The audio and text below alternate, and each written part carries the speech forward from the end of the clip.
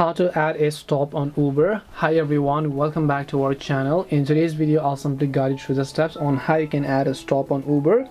So just make sure to watch the video till the very end. So if you'd like to add a stop on Uber, all you have to do is simply go ahead and first of all launch the Uber application here.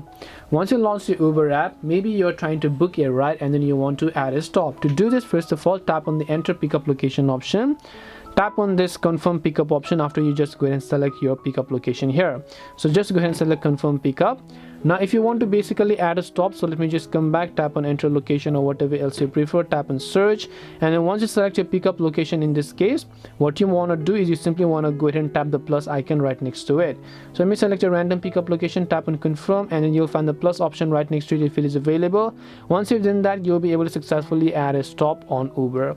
So this way you can basically add a stop on Uber. Hope this video was very helpful to you guys, and if it did help you, then make sure to leave a like and subscribe to our channel.